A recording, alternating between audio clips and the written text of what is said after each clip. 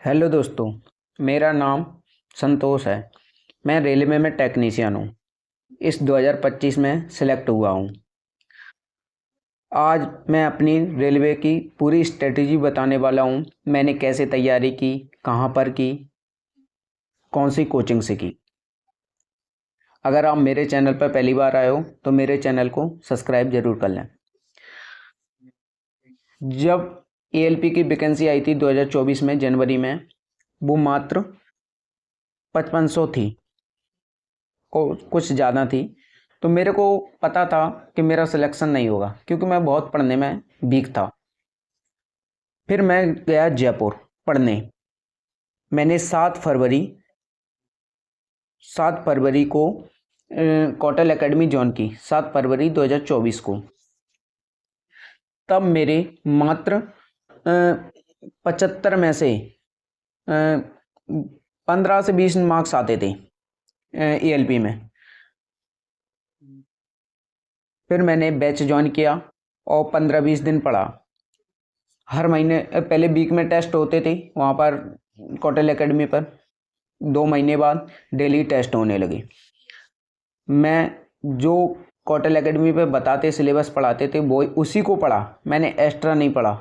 मगर जो टॉपिक उन्होंने करवाए उसके अलावा उनकी जो प्रैक्टिस सीट थी वो की, और साथ में मैं घर पर एक पीआरपी बुक थी ना उनकी खुद की प्रीवियस, तो उसके क्वेश्चन लगाता था टॉपिक वाइज। जो टॉपिक हो गए कोचिंग पे उसका टॉपिक का मैं पीवाईक्यू लगाता था साथ साथ में।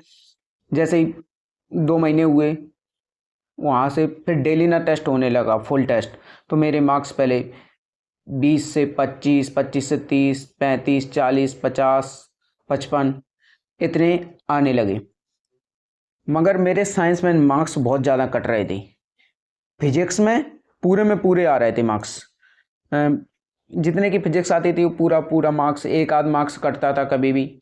मैथ रीजनिंग फुल आ रहे थे मार्क्स। मगर मेरा साइंस में बायो और केमिस्ट्री में मार्क्स नहीं आ रहा था। इधर पेपर को बचा 2 महीने। दिसंबर में एएलपी का नवंबर में था, तो मेरे 2 महीने मार्क्स पेपर को बचे। और मेरा ये दिमाग ख़राब होने लगा क्योंकि बायो और केमिस्ट्री में मेरे मार्क्स नहीं आए थे। केमिस्ट्री में तो फिर भी आ रहे थे। मान के अगर 10 नंबर का टेस्ट है केमिस्ट्री का तो उसमें से 5-6 सही हो रहे थे। मगर बायो में 2 या 3। फिर मैंने पढ़ा नीरज सर से, साइंस मैग्नेट पे नीरज सर से बायो पढ़ी। नीरज सर से बायो पढ़ने के बाद उनकी मैंने 20 दिन में बायो और केमिस्ट्री उनकी ख़त्म कर दी थी। ख़त्म करने के बाद पीवाईक्यू लगाए डेली ना, उसी को बायो केमिस्ट्री पढ़ने लगा क्योंकि इधर तो मेरे मार्क्स अच्छे आ रहे थे फिजिक्स केमिस्ट्री में। फिजिक्स में और केमिस्ट्री में आ रहे थे एवरेज आधे से, और मैथ रीजनिंग में फुल मार्क्स आ रहे थे। तो वहाँ से मेरी बायो अच्छी हो गई। फिर मेरे 8-9 मार्क्स आने लगे 10 में से। और केमिस्ट्री में ऐसे 9, कभी कभी 10 भी हो जाते थे पूरे में पूरे। और उसके बाद मेरा एएलपी का एग्ज़ाम हुआ। एएलपी के एग्ज़ाम होने में तब मेरे मार्क्स एग्ज़ाम में 63 मार्क्स आए। एएलपी में 63 मार्क्स आए मेरे 75 में से। और उसके बाद 1 महीने बाद टेक्नीशियन का एग्ज़ाम होने था। टेक्नीशियन में मेरे भी वहाँ पर भी 90 मार्क्स आए 100 में से। तो वहाँ पर मेरे को लग गया था कि मेरा सिलेक्शन हो जाएगा। मगर फिर भी बहुत लोग बोल रहे थे, अरे नंबर ना आने के पहले वो बोल रहे थे कि आप इतना करके हमें, क्योंकि मैंने 94 अटैम्प्ट किया था 100 में से। बहुत लोग बोल रहे थे तुम्हारे 50 मार्क्स आए, तुम्हारे 30 मार्क्स आए, तुमने इतना क्यों लगा दिया। मगर मेरे पे खुद पे भरोसा था कि मेरा मार्क्स अच्छा आएगा, 80 प्लस ही आएगा। क्योंकि मैंने बहुत टेस्ट दिए, मैंने कम से कम 300-400 टेस्ट दिए। और आप लोग बोलते हो कि सर भैया कहाँ से पढ़े। मैं तो ये बोलता हूँ आप कहीं से भी पढ़ो, सब टीचर बेस्ट हैं। कहीं से भी पढ़ो, लिमिटेड पढ़ो। 10 टीचर के पास मत जाओ, एक टीचर से पढ़ो, किसी से भी पढ़ो। और जितना टीचर बताए उतना ही पढ़ो। कोई टॉपिक कराया उन्होंने उतना पढ़ो, उसका पीवाईक्यू लगा। अगर वहाँ से आप टेस्ट मार रहे, वहाँ से सेट मार रहे, वहाँ से आपके उसमें नंबर नहीं आ रहा है, तो टीचर चेंज कर दो उसी टाइम, क्योंकि आप वो टॉपिक कर रहे, टॉपिक अच्छे से पढ़ लिया, उनके थ्योरी से पढ़ लिया, फिर PYQ लगा लिए, फिर भी नहीं बनना है तो टीचर चेंज करो ना, क्यों उसी टीचर पे बार बार पढ़ रहे हो। भाइयों, मैं अपना एक सजेशन दूं तो आप जब भी तैयारी स्टार्ट करो तो बीच में कभी भी कोई भी छुट्टी मत लेना। अब आप कोई रिश्तेदार ने बोलिया कि वहाँ चले जाओ, शादी में चले जाओ, मत जाओ भाई। 6 महीने दे दो, आपके काम हो जाएगा, 6 महीने में आपकी अच्छी तैयारी हो जाएगी। अगर आपको लगता है कि वहाँ जाने से मेरा वो शादी नहीं हो पाएगी तो ज़रूर चले जाओ।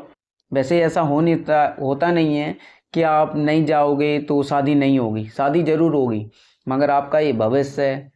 और आपको एक सजेशन और दूं, कोई भी टीचर से जब भी पढ़ रहे हो ना, कोई टॉपिक पढ़ रहे हो, टॉपिक पढ़ने के बाद उस टॉपिक को रिवीजन करो। मतलब आज ऐसे एक टॉपिक रिवीजन किया, उसका PYQ लगाओ, ऐसे ही चलते गए। आपने 10 टॉपिक कर लिए, मान कोई बायो में मात्र 10 टॉपिक हैं तो 10 टॉपिक तक पहुंच गए आप। फिर शुरुआत से मतलब आज टॉपिक ख़त्म हुआ 10वां टॉपिक, तो कल से फिर एक टॉपिक से फिर चलना है, वो 10 तक ख़त्म करना, उसका साथ में PYQ लगाना है उसी टॉपिक की। डेली ना यही रूटीन बनाओ। जब तक आपका एग्ज़ाम होगा ना तब तक कम से कम आपका 20 बार रिवीजन हो चुका होगा, 20 बार। अब इतनी बार आप रिवीजन कर लोगे कोई टॉपिक तो आपका लगता है कि आपके नंबर कटेंगे? अगर आपको लगता है कि आपके मार्क्स कटेंगे, ऐसा तो होता नहीं, वैसे कभी भी आपके मार्क्स नहीं कटेंगे। मेरे ना 25 में 25 मैथ में थे, 25 में 25 रीजनिंग में थे, और 35 मार्क्स 40 में से साइंस में थे, और 5 मार्क्स करंट अफेयर में थे 10 में से। अब करंट अफेयर बोलते हैं, सभी लोग बोलते हैं कि करंट अफेयर कहाँ से पढ़े। करंट अफेयर जब एग्ज़ाम बचे ना 2 महीने, उसके पहले स्पीडी ले लो आप। स्पीडी में जो लास्ट के क्वेश्चन होते हैं वहाँ से आप पढ़ लो, उतना ही आता है। आपको भी पता है कि इतना GK कहाँ से पढ़ोगे, क्या पता कहाँ से आएगा।